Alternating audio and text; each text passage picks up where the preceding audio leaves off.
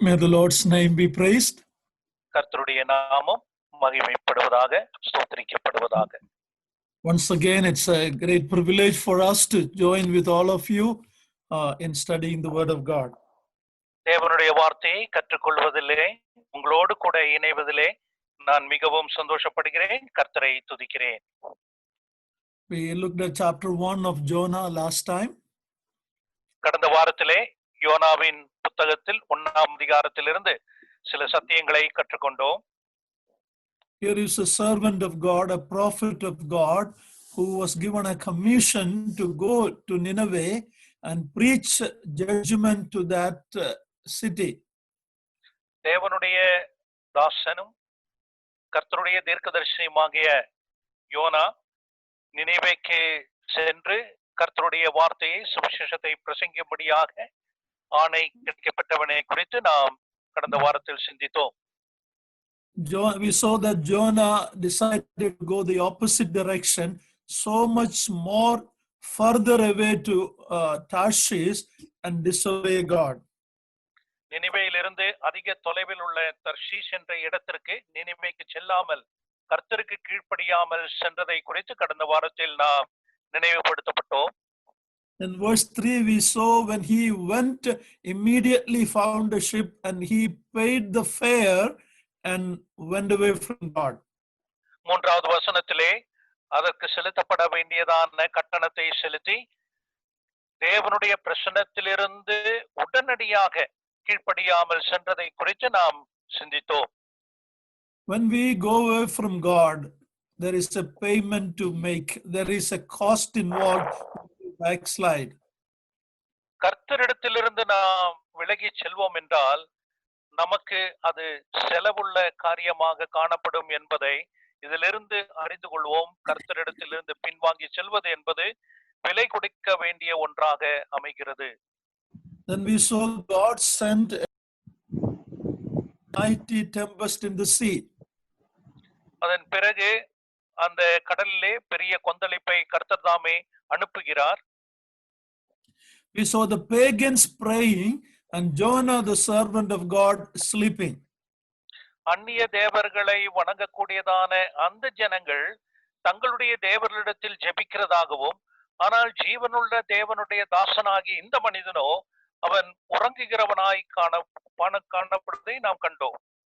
It is a sad thing when unbelievers have to rebuke believers. அவிசுவாசிகள் விசுவாசிகளை கண்டனம் பண்ணுகிற ஒரு காரியம், அது மிகவும் மிகவும் வருந்தத்தக்க ஒரு காரியமாய் காணப்படுகிறது. When Abraham went to Egypt outside God's will, and when he told a lie, there is the Pharaoh rebuking Abraham. ஆபிரகாமை குறித்து நாம் வாசிக்கிற வேளையில் தேவனுக்கு கீழ்ப்படியாமல் அவன் எகிப்திற்கு சென்ற வேளையிலே அந்நிய மனிதனாகிய பார்வோன் தேவ மனிதனாகிய ஆபிரகாமை கண்டிப்பதாக நாம் காண்கிறோம் அல்லவா, அவன் சொன்ன பொய்யின் நிமித்தமாக. Then we saw in chapter 1 of Jonah, the people in the ship asking, who are you? And they asked a lot of questions. So that's what we looked at last week. கடந்த வாரத்திலே 1ஆம் அதிகாரத்தில் அந்த கப்பலில் இருந்த ஒரு சில நபர்கள் யோனாவினிடத்தில் அநேக கேள்விகளை கேட்பதை குறித்து நாம் சிந்தித்தோம். The people around us want to know who we are. நம்மை சுற்றிலும் உள்ள ஜனங்கள் உண்மையாக நாம் யார் என்பதை அறிய ஆவல் கொண்டவர்களாய் இருக்கிறார்கள். And there is a difference between them and us. காரணம் அவர்களுக்கும் நமக்கும் உள்ள வித்தியாசம் தான் இதற்கு காரணம். If you look at the book of Judges, Samson was asked, what is the secret of your strength? நாம் நியாயாதிபதிகள் புத்தகத்திலே பார்க்கிற வேளையில் சிம்சோன் ஒரு கேள்வி கேட்கப்படுவதை நாம் அறிகிறோம். உன்னுடைய இந்த பலத்தினுடைய ரகசியம் என்ன? And he, sleeping in the lap of Delilah, said that if you do this, if you tie me, then I will lose my strength. I will become like everybody else. தலீலாளுடைய மடியிலே அவன் படுத்திருக்கிற வேளையில் அவன் சொன்ன ஒரு காரியம், என்னை இவ்விதமாக செய்வீர்கள் என்றால் என்னுடைய வல்லமையானது நான் இழந்து விடுவேன், அப்பொழுது சாமானிய மனிதனைப் போல நானும் மாறிவிடுவேன் என்பதை கவனிக்கலாம். That is what the world want to do us, Satan want to do to us, so we will be like everybody else. அவ்விதமாக தான் சாத்தான் ஒரு தேவ பிள்ளையினிடத்தில் செய்ய விரும்புகிறான்.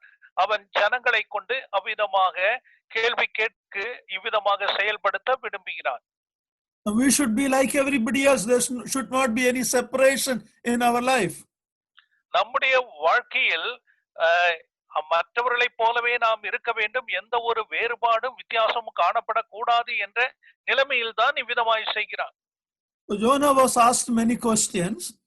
யோனா அநேக கேள்விகள் கேட்கப்பட்டான். And then we saw the answer that Jonah gave. அதன் பிறகு யோனா கொடுக்கக்கூடிய அந்த பதிலையும் நாம் கடந்த வாரத்தில் சிந்தித்தோம். He is telling, I am a descendant of that great man Abraham who had faith in God.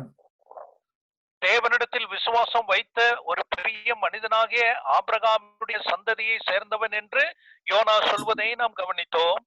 And he said, I fear the Lord God of heaven which made sea and dry land.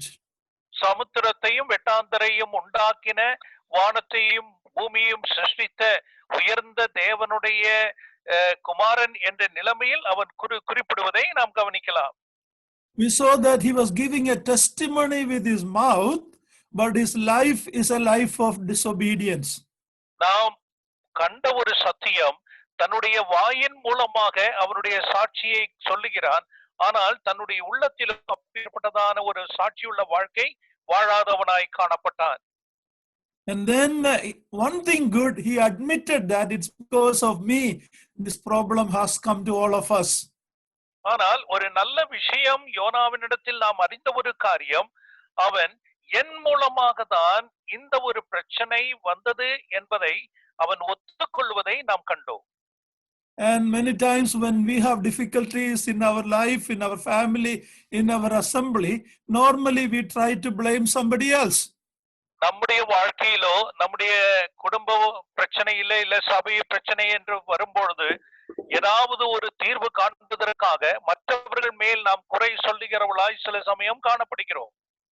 So Jonah admitted that it's because of me this problem has come. ஆனால் YONO அவ்விதமாக செய்யாமல் என் மூலமாக தான் இந்த தவறு இப்பேற்பட்டதான ஒரு பிரச்சனை உண்டா இருக்கிறது என்பதை தான் ஒத்துக்கொள்வதை அங்கே காண்கிறோம்.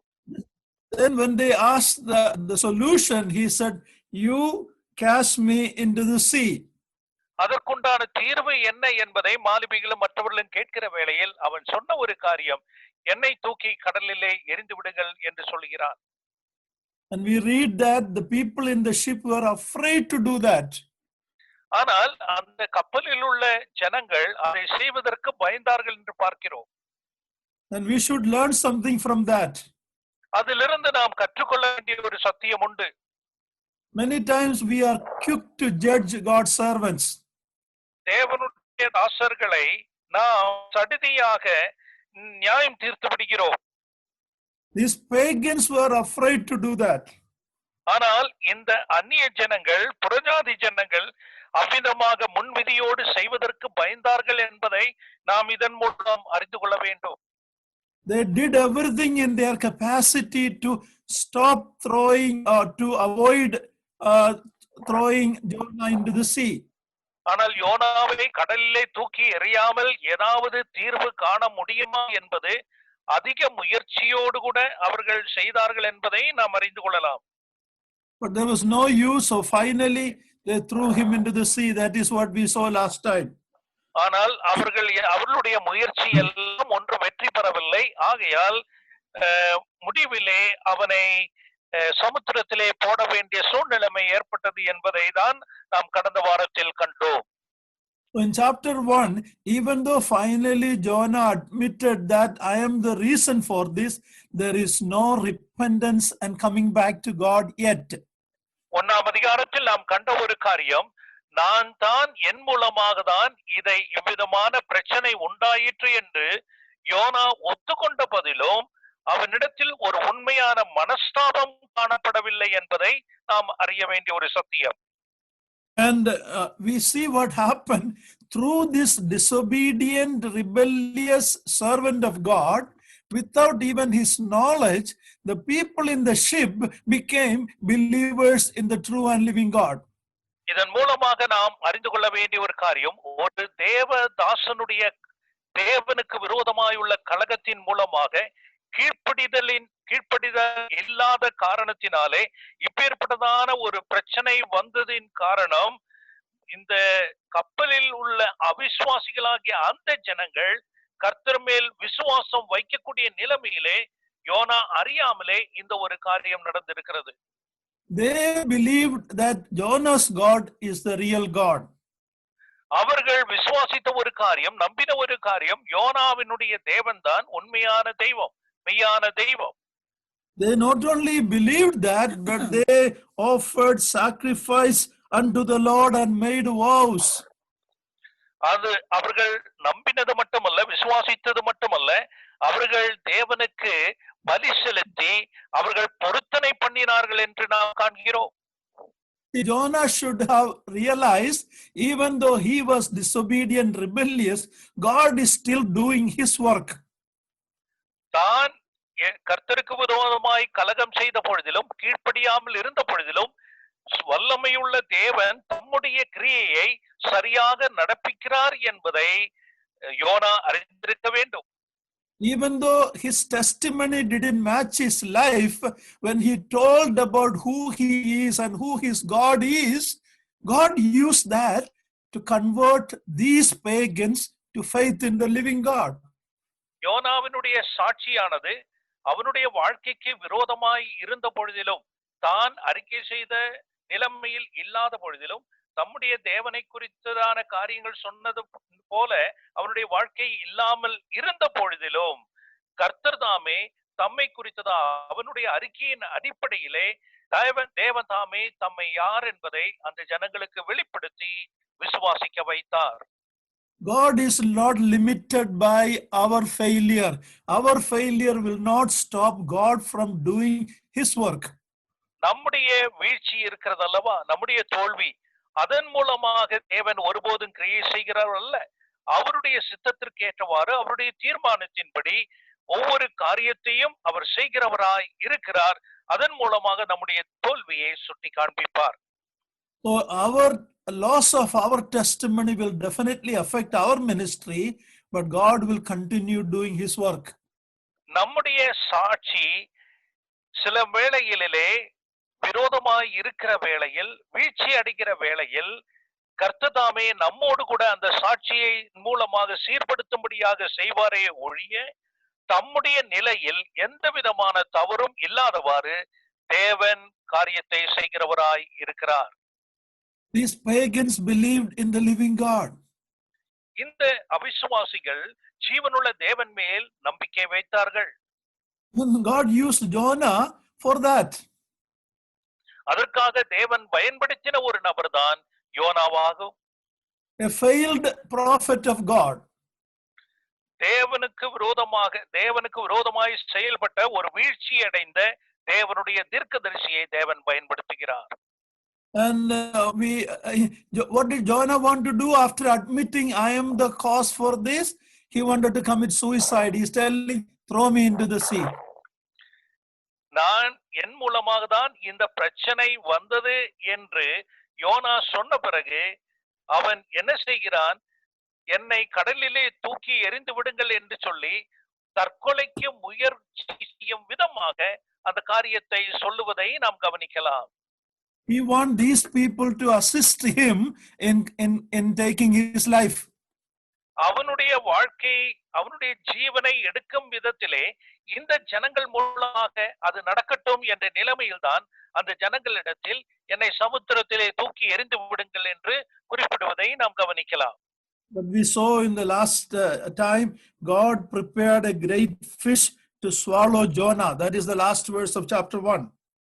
1ஆம் அதிகாரம் கடைசி வசனத்திலே நாம் கண்டோம், யோனாவை விழுங்கும்படி ஒரு பெரிய மீனை கர்த்தர் ஆயத்தப்படுத்தி இருந்தார் என்று நாம் கண்டோம். Now we are going to look at chapter 2. நாம் இப்பொழுது இன்றைக்கு 2ஆம் அதிகாரத்தில் உள்ள ஒரு சில சத்தியங்களை நாம் கவனிப்போம். In chapter 1, Jonah is running away from God. ஒன்னாம் அதிகாரத்தில் கர்த்தரிடத்திலிருந்து விலகி ஓடி போகிற யோனாவை கண்டோம். In chapter 2, we have 10 verses. Maybe somebody can read it quickly, the 10 verses. இரண்டாம் அதிகாரத்துள்ள 10 வசனங்களை நான் வாசிக்கிறேன். தயவு செய்து கவனிங்கள். Those who are having other language Bible, you please go through that while I am reading it in Tamil. Chapter 2 of Jonah. இரண்டாம் அதிகாரம். அந்த மீனின் வயிற்றிலிருந்து யோனா தன் தேவனாகிய கர்த்தரை நோக்கி விண்ணப்பம் பண்ணி, என் நெருக்கத்தில் நான் கர்த்தரை நோக்கி கூப்பிட்டேன். அவர் எனக்கு உத்தரவு அருளினார். நான் பாதாளத்தின் வயிற்றிலிருந்து கூக்குரலிட்டேன். நீர் என் சத்தத்தை கேட்டீர். சமுத்திரத்தின் நடும் மையமாகிய ஆழத்திலே நீர் என்னை தள்ளிவிட்டீர். நீரோட்டம் என்னை சூழ்ந்து கொண்டது. உம்முடைய வெள்ளங்களும் அலைகளும் எல்லாம் என் மேல் புரண்டது. நான் உமது கண்களுக்கு எதிரே இராதபடிக்கு தள்ளப்பட்டேன்.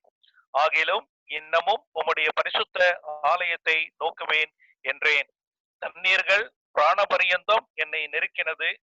ஆழி என்னை சூழ்ந்தது. கடற்பாசி என் தலையை சுற்றி கொண்டது. பர்வதங்களின் அடிவாரங்கள் பரியந்தமும் இறங்கினேன்.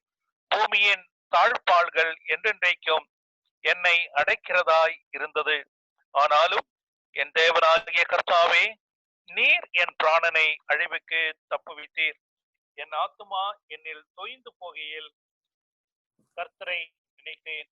அப்பொழுது என் விண்ணப்பம் உமது பரிசுத்த ஆலயத்தில் உம்மிடத்தில் வந்து சேர்ந்தது. பொய்யான மாயையை பற்றி கொள்ளுகிறவர்கள் தங்களுக்கு வரும் கிருபையை போக்கடிக்கிறார்கள். நானோவெனில் துதியின் சத்தத்தோடே உமக்கு பலியிடுவேன். நான் பண்ணின பொருத்தனையை செலுத்துவேன். ரட்சிப்பு கர்த்தருடையது என்றான்.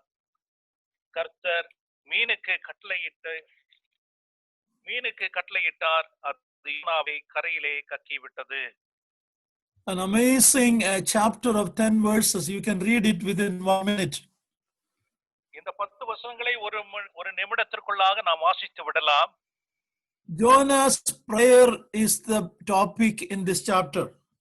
இந்த இரண்டாம் அதிகாரத்தினுடைய தலைப்பு நாம் கொடுக்கலாம் என்றால் யோனாவினுடைய ஜெபம் என்று நாம் கூறலாம். Jonah is now running towards God. இப்பொழுது தேவனை நோக்கி யோனா ஓடுவதை தான் நாம் காண்கலாம். In this lockdown time, there's a lot of debate going on about the Lord's Supper. Can we take it at home or should only we be in the assembly? You may not know. There's a lot of debates and argument going back and forth at this time. இப்பொழுதான அடைக்கப்பட்டிருக்கக்கூடியதான சூழ்நிலைமையில் அநேக விதமான வாக்குவாதங்களும் விபேதங்களும் கிறிஸ்தவ உலகத்தில் சென்று கொண்டிருக்கின்றன என்பதை நீங்கள் அறிந்து கொள்ள வேண்டும். அதாவது கர்த்தருடைய பந்தியை வீட்டில் ஆசரிக்கலாமா, அதில் தவறுண்டா, வீட்டில் உள்ளவர்கள் கர்த்தருடைய பந்தியை ஆசரிக்கலாமா, இப்பேற்பட்டதான விவாதங்கள் நடந்து கொண்டே இருக்கின்றன என்பதை நீங்கள் அறிந்து கொள்ள வேண்டும். But there is no debate about whether we can pray. ஆனால் ஜெபிக்கலாமா என்பதை குறித்ததான எந்த ஒரு விவாதமும் இதுவரை நடந்ததில்லை. This is the wonderful truth in the first verse. Whatever the circumstance, wherever we are, we can approach the throne of grace in prayer. இதுதான் மிக முக்கியமாக கருத்தில் கொள்ள வேண்டிய ஒரு சத்தியம். 1வது வசனத்தில் நாம் காண்கிற ஒரு காரியம், நம்முடைய சூழ்நிலைமை எதுவாய் இருந்தாலும், நாம் எங்கு இருந்தாலும் கர்த்தருடைய கிருபாசனத்தண்டை நெருங்க எந்த ஒரு தடையும் இல்லை என்பதாகும். When Jonah was thrown into the sea, he might have thought that his life is over. அவன் சமுத்திரத்திலே எரியப்பட்ட வேளையில் அவ்வளவுதான், என்னுடைய வாழ்க்கை முடிந்து விட்டது என்று அவனுடைய எண்ணம் நினைத்திருக்கலாம். But in this 10 verses, we see worshipful prayer in this chapter. ஆனால் இந்த 10 அதிகாரத்தில், இந்த 2ஆம் அதிகாரத்தை நாம் கவனிக்கிற வேளையில் மிகவும் தொழுகையோடு கூட யோனா ஜெபிக்கிற ஜெபத்தை தான் நாம் கவனிக்க வேண்டும். It's a desperate cry of Jonah. அதாவது எந்த விதத்திலும் நிவர்த்தி இல்லாத ஒரு நிலைமையில் உள்ள அவனுடைய அழுகையான கூக்குரலான ஜெபத்தை தான் இங்கே காண்கிறோம். We realize God is his only hope. கர்த்தர் மட்டுமே என்னுடைய நம்பிக்கை என்பதை அவன் உணர்கிறான். He is totally committing himself to God. கர்த்தரிடத்தில் தன்னை முழுமையாக சமர்ப்பணம் செய்து ஜெபிக்கிற ஒரு ஜெபம். And if you look at, there is no specific request. He is not even asking, please deliver me. இந்த ஜெபத்தை நீங்க கவனிப்பீர்கள் என்றால் எந்த விதமான ஒரு பிரத்யேக விண்ணப்பங்கள் அதில் இல்லை. என்னை விடுதலை செய்யும் என்கிற வார்த்தை ஒன்றும் அதில் இல்லை. At the end he says, I will pay my vows. In other words, God, if you deliver me, I will do such and such.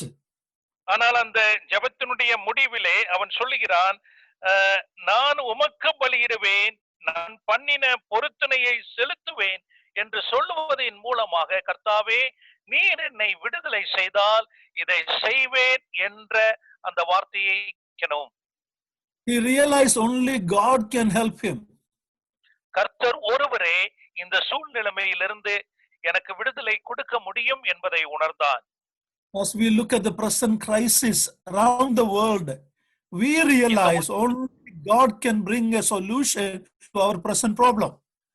இந்த உலகத்தில் இப்பொழுது நடக்கக்கூடியதான இந்த நெருக்கடியான பிரச்சனையிலிருந்து கர்த்தர் ஒருவர் மட்டும்தான் நம் ஒவ்வொருவருடைய பிரச்சனைக்கும் பரிகாரியாய் இருக்கிறார் என்பதை இதன் மூலம் நாம் அறிந்து கொள்ள வேண்டும்.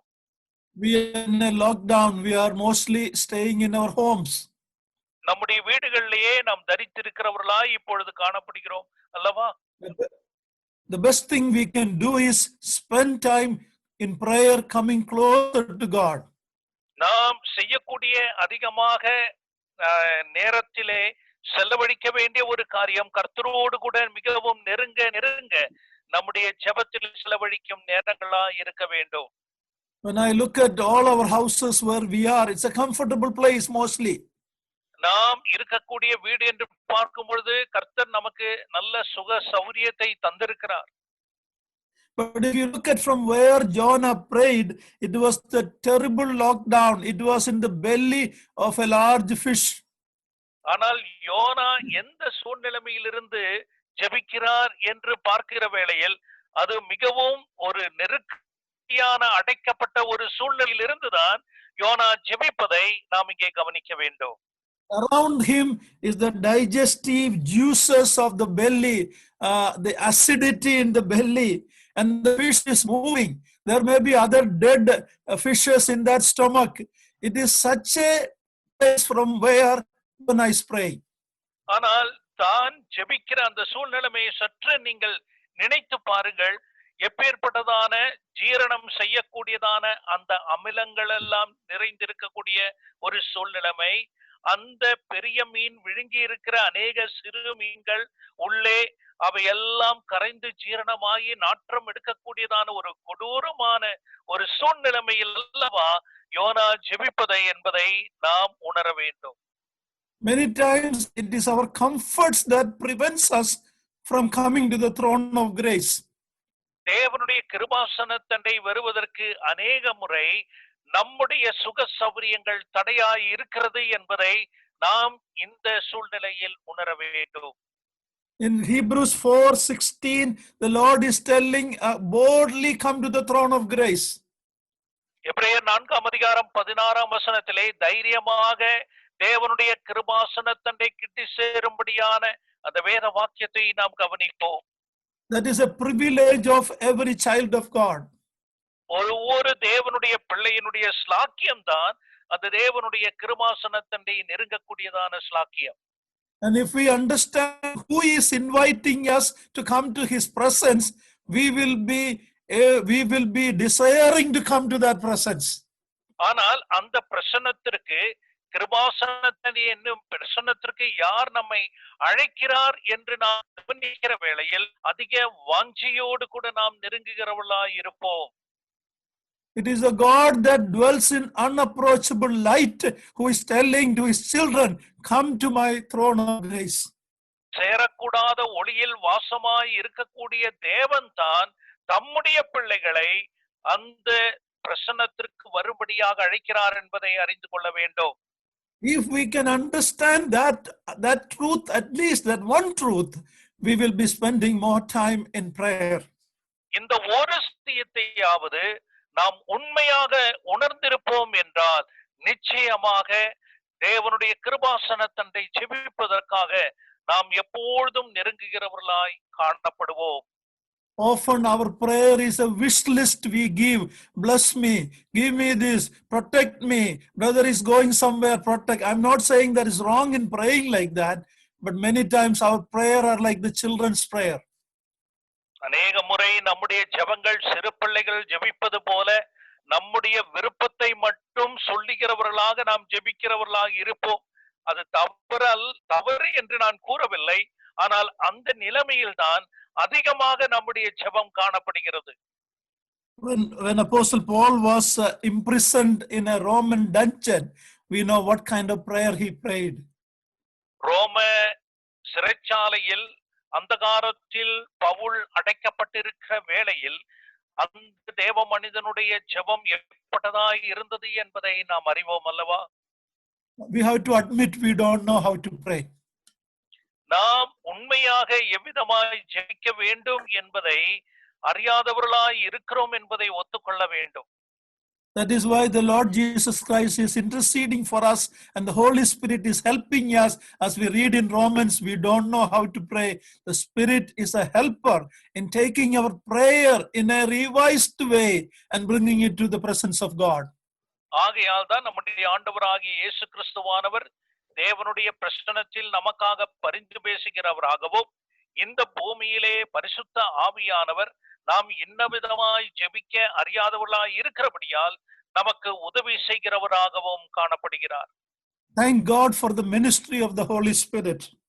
பரிசுத்த ஆவியானவருடைய பெறப்பட்ட அற்புதமான ஊழியத்திற்காக நாம் தேவனை துதிப்போமாக. We can take to God's presence the bigger things and even the smallest thing we can take it to the God of the universe. தேவனுடைய பிரசன்னத்திலே சர்வ வல்லமையுள்ள தேவனுடைய கரத்திலே மிக பெரிதான காரியமாய் இருந்தாலும் மிக சிறிய அளவில் உள்ள காரியமாயும் எதையும் எடுத்து செல்ல நமக்கு தைரியத்தை தேவன் தந்திருக்கிறார். Can you imagine if I get a chance to go to the Indian Prime Minister Modi or the American President Trump, I go and I make a request like this. Think about it. நான் இந்தியாவுடைய பிரதமர் மோடியின் இடத்திற்கோ அல்லது அமெரிக்காவினுடைய ஜனாதிபதியா இருக்கக்கூடிய ட்ரம்பின் இடத்திற்கோ செல்ல வேண்டும் என்றால் சாதாரணமாய் சென்று விட முடியாது. என்னுடைய விண்ணப்பத்தை இந்த நிலைமையிலே கொடுத்து அதன் பிறகுதான் நான் அனுமதிக்கப்பட்டால் கிட்டி செல்ல முடியும். But if I go to him and say, my son don't have a pencil in the school, can you give me a pencil? What will those people say? நான் அந்த தலைவர்களிடத்திலே என்னுடைய பிள்ளை ஸ்கூலுக்கு செல்வதற்கு ஒரு பென்சில் இல்லாத நிலைமையில் காணப்படுகிறான், ஆகையால் ஒரு பென்சில் தயவு செய்து எனக்கு கொடுங்கள் என்று நான் போய் கேட்டால் எந்த நிலைமையில் உள்ள பதிலாக எனக்கு இருக்கும்? சற்று சிந்தித்து பாருங்கள். We only go to them with the big issues. We don't go with the small issues. சிறு சிறு காரியங்களுக்காக இந்த தலைவர்களிடத்தில் நாம் செல்ல மாட்டோமே. மிக பெரிதான ஏதாவது ஒரு காரியம் இருந்தால், பிரச்சனை இருந்தால் தான் இந்த தலைவரிடத்தில் நாம் செல்லக்கூடியவர்களாய் காணப்படுகிறோம். But we read in the Bible, our God who calls each star by its name, he also hear the cry of the ravens. Kage Mari, Kage, even the ravens. ஆனால் வேதத்திலே நாம் காண்கிற ஒரு சத்தியம், நட்சத்திரங்களையும் பேர் சொல்லி அழைக்கக்கூடிய மிக பெரிதான உன்னதமான தேவன், காகங்களுக்கையும் போஷிக்கக்கூடிய தேவனாக, காகங்களையும் கவனிக்கக்கூடிய விசாரிக்கக்கூடிய தேவனாய் இருக்கிறார் என்பதை நாம் வேதத்தில் வாசிக்கிறோமே. The second truth we learn from this chapter, இந்த இரண்டாம் அதிகாரத்தில் நாம் கண்டுகொள்ள வேண்டிய இரண்டாவது சத்தியம், when Jonah is telling the waves and billows, the water is all going above me. யோனா சொல்லுகிற வேளையில் இந்த திரளான திரைகளும் இந்த தண்ணீர்களும் எனக்கு மீதாக கடந்து செல்கின்றன என்று சொல்லும் வேளையில், he is quoting verses from the Bible, the Word of God. There is at least 7 Psalms that he quoted in this prayer. தன்னுடைய ஜெபத்திலே வேதத்தில் உள்ள சத்தியங்களை வசனங்களை நினைவுபடுத்திதான் யோனாவினுடைய ஜெபம் காணப்படுகிறது. குறைந்தபட்சம் 7 வசனங்கள் சங்கீதத்திலிருந்து எடுத்து ஜெபிப்பதை நாம் அங்கே காணலாம். When the water is overflowing above him, the word of God is filling his heart. என்னை தள்ளிவிட்டு நீரோட்டம் என்னை சூழ்ந்து கொண்டது, உம்முடைய வெள்ளங்களும் மலைகளும் எல்லாம் என் மேல் புரண்டது என்று சொல்லுகிற வேளையில் பரிசுத்த ஆலயத்தை நோக்குவேன் என்று கூறுகிறார். The word of God is filling his heart at the time of this trial. தன்னுடைய இப்பேற்பட்டதான பிரச்சனையின் சூழ்நிலைமையில் தேவனுடைய வசனம் எவ்விதமாக அந்த மனிதனுடைய இருதயத்தை நிரப்புவதை தான் இதன் மூலம் நாம் அறிந்து கொள்ள வேண்டிய ஒரு சத்தியம். This is what we should be doing in all the trials of our life, the prayer and the word of God. நம்முடைய வாழ்க்கையில் எப்பேற்பட்டதான பிரச்சனையான சூழ்நிலைமை வந்தாலும் இப்பேற்பட்டதான ஒரு ஜெப வாழ்க்கையை நாம் கொண்டிருக்க வேண்டியவர்களாக இருக்கிறோம். அதாவது ஜெபம் முக்கியம், அந்த ஜெபத்தில் கர்த்தருடைய வார்த்தையும் மிகவும் முக்கியம். If you look at the prayers of the men of God in Bible, whether it is Moses, whether it is Ezra, Nehemiah, Daniel, they all quoted God's word and God's promises back to God. தேவனுடைய வசனத்தில் உள்ள தேவ மனிதனுடைய ஜெபத்தை நீங்கள் கவனித்தீர்கள் என்றால், நெகேமியாவா இருக்கட்டும், எஸ்ராவா இருக்கட்டும், மோசேயாவா இருக்கட்டும், தானியேலாக இருக்கட்டும், அவர்கள் எல்லாம் வேத எழுத்துக்களில் இருந்து எடுத்து தங்களுடைய ஜெபங்களில் ஜெபிக்கிறதை நாம் கவனிக்கலாம். They are telling, as if they are reminding to God, God, this is your word, this is what you promised. And that's, God delights in our prayer like that. அவர்களுடைய ஜெபத்தின் மூலமாக அவர்கள் கூறுகிற ஒரு காரியம், தேவனே, இந்த வசனங்கள் தான் நீர் கூறின வாக்குத்தத்தங்கள், இந்த வாக்குத்தத்தங்கள் எல்லாம் எங்களுக்குரியதா இருக்கிறது என்பதை எடுத்து கூறிதான் அவர்கள் ஜெபிக்கிறார்கள். அப்பேற்பட்டதான ஜெபத்தில் தேவன் எவ்வளவாக விருப்பம் உள்ளவராய் இருக்கிறார். காரணம், அவருடைய வார்த்தையை அவர்கள் பயன்படுத்துகிறார்கள். So now Jonah is running towards God. ஆகையால் இவ்விதமாக யோனா தேவனிடத்தில் செல்லுகிறான். You think about it, when Jonah rebelled and went away from God, God could have said, enough, I will use somebody else. தேவனை விட்டு விலகி அவன் ஓடுகின வேளையில் கர்த்தர் இவ்விதமாக சொல்லி இருக்கலாம், ஓகே யோனாவை பரவாயில்ல, நீ விட்டுரு, நான் வேற யாரையாவது பார்த்து கொள்ளுகிறேன் என்று கூறியிருக்கலாமே. But God is always in the business of restoring his children whom he loved in our rebellion and when we run away from God. தேவ பிள்ளைகள் கர்த்தருக்கு விரோதமாய் கலகம் செய்தாலும் கீழ்ப்படியாமல் இருந்தாலும் அவர்களை கர்த்தரிடத்தில் உண்மையாக திருப்ப வேண்டும் என்கிற அந்த தெய்வீக பணியை தேவன் மும்முரமாக ஒவ்வொரு தேவ பிள்ளைகளுடைய வாழ்க்கையிலும் செய்கிறவராய் இருக்கிறார் என்பதை அறிய வேண்டும். He loves us so much that he will put roadblocks in our way to bring us back to him. நாம் செல்லுகிற பாதையில் எல்லாம் தடைகளை உருவாக்கி கொண்டு தம்மிடத்தில் திரும்பி வரும்படியாக அந்த அளவு தேவன் நம் மீது அக்கறையும் அன்பும் கொண்டவராய் இருக்கிறார். Jonah was not willing to obey.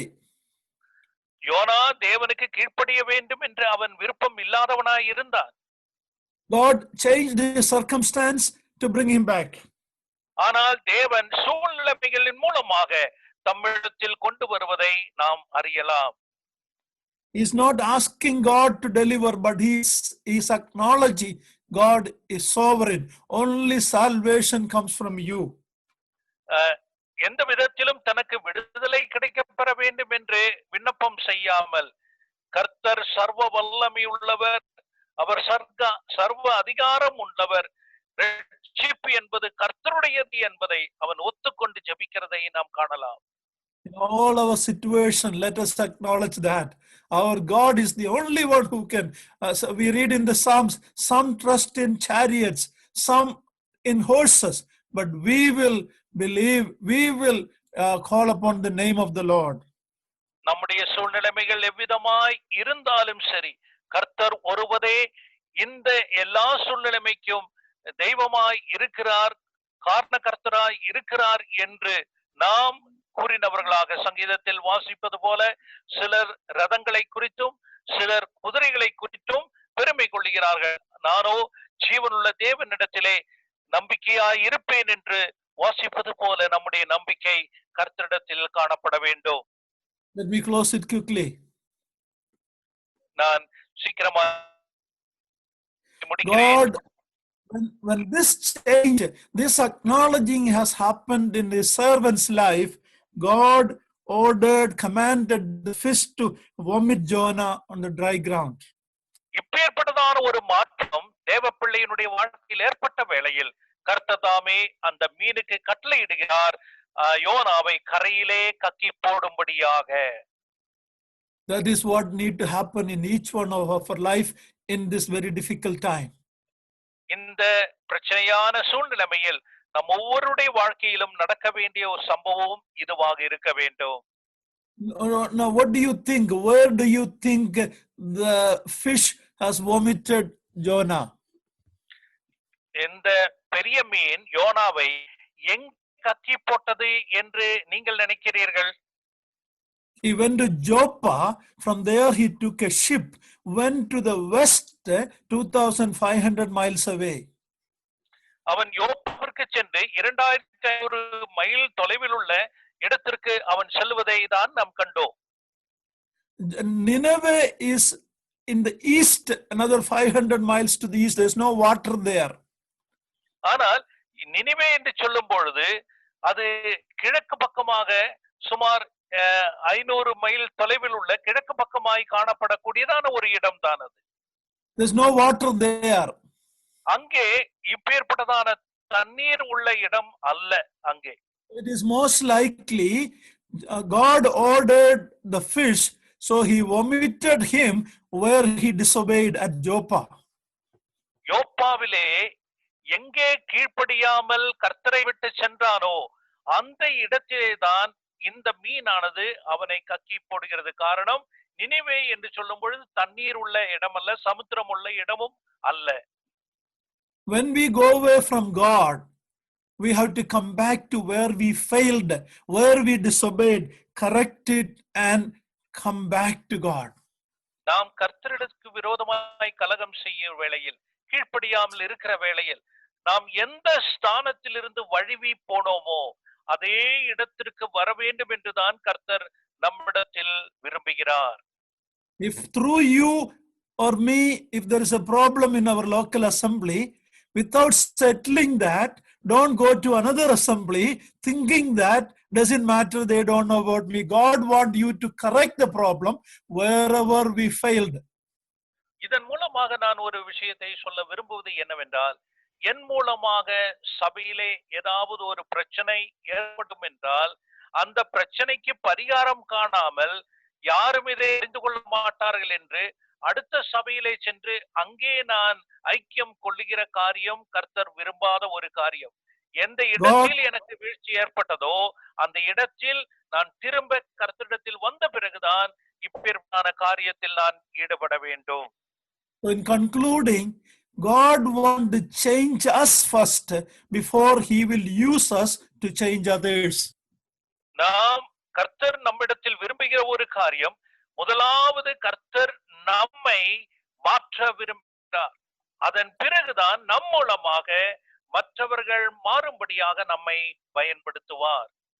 You remember in Acts 10, Apostle Peter saw a vision, and he was a Jew who didn't want to go to the Gentiles. He thought salvation was only for the Jews. So God had to give him a vision and change him, and then he was willing to go to Cornelius' house. அப்போஸ்தலர் 10ஆம் அதிகாரத்தில் நாம் காண்கிறோம், பேதுரு எந்த விதத்திலும் ஒரு யூதனாய் இருந்தபடியால் யூதர்களுக்கு மட்டும்தான் ரட்சிப்பு என்ற நிலைமையிலே ஒரு புறஜாதி படக்கூடாது என்ற நிலைமையில் புறஜாதியினிடத்தில் சுவிசேஷமாக செல்ல விரும்பாத வேளையிலே கர்த்தர் அவனுக்கு ஒரு தரிசனத்தை காண்பித்து அந்த தரிசனத்தின் மூலமாக புறஜாதிகள் தீட்டு என்று நீ நினையாதே என்று சொல்லி தேவன் பேதுருவை புறஜாதிகளிடத்தில் சுவிசேஷமாக அனுப்புகிறார் என்பதை அறிகிறோம். The interpretation of Jonah's book is in Romans. God is not only the God of the Jews but also of the Gentiles.